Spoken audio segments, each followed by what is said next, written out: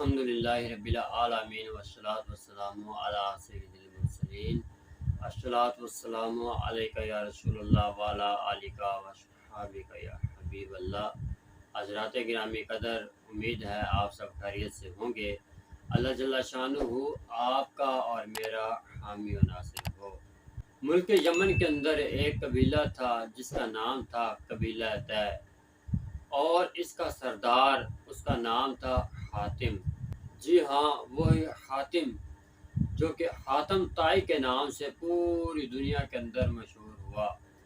और ये इतना सही था कि उस दौर के अंदर ही नहीं बल्कि इसकी सखावत के किस्से आज तक किताबों के अंदर मिलते हैं कि ये कितना सही था कि रूम के बादशाह के दरबार में भी इसकी सखावत के किस्से मशहूर हो गए।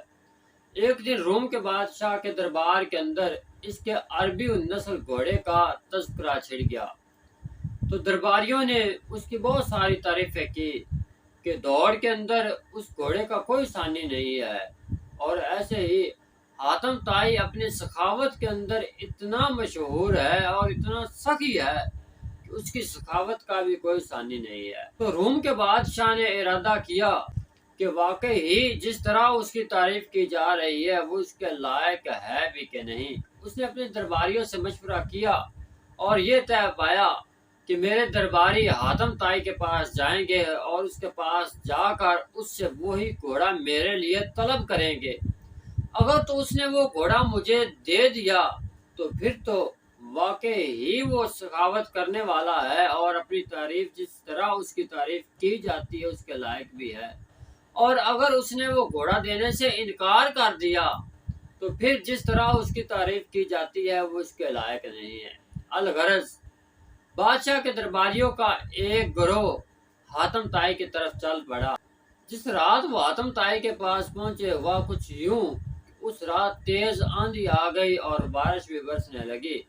अलगरज हातम ताई ने जैसे भी हो सकता था अपने मेहमानों के लिए भुने हुए गोश्त का एहतमाम किया और बेहतरीन बिस्तर उनको पेश किए ताकि वो रात आराम के साथ गुजार सके। जब सुबह हुई तो इल्ची ने बातों बातों में अपने आने का मकसद बयान किया कि बादशाह के सामने आपके घोड़े की बहुत सारी तारीफें की गई और बादशाह को आपका घोड़ा बहुत पसंद आया है।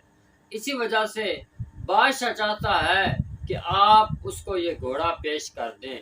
हातम ताई ने जवाब दिया, अब इस पर अफसोस ही किया जा सकता है क्योंकि जिस घोड़े को आप लेने के लिए इतना सफर करके आए हैं वो घोड़ा अब इस दुनिया में नहीं रहा।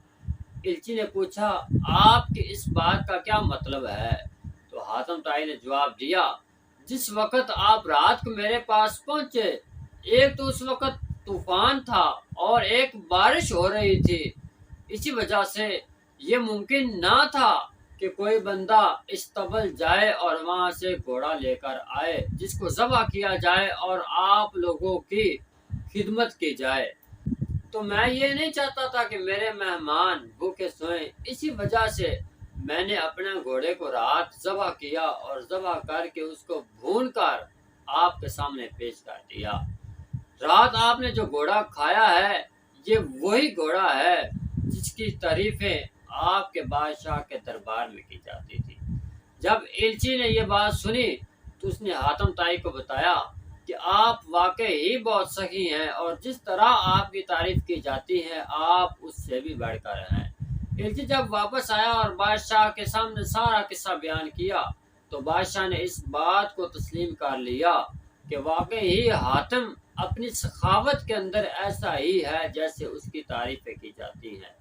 हज़रात गिरामी कदर, इस हकायत के अंदर एक हमारे लिए सबक है और वो ये है कि अगर कोई बंदा बहुत अच्छा काम करता है और वो इस लायक है कि उसकी तारीफ की जाए तो हमें वाकई ही उसकी तारीफ करनी चाहिए, ना कि ऐसा कि हम उसके काम के साथ या उसके नाम के साथ हम हसद करना शुरू कर दें। तो बजाय उसके काम और उसकी ज़ात से हसद किया जाए, जिस तारीफ का वो काबिल हो उसकी तारीफ करनी चाहिए।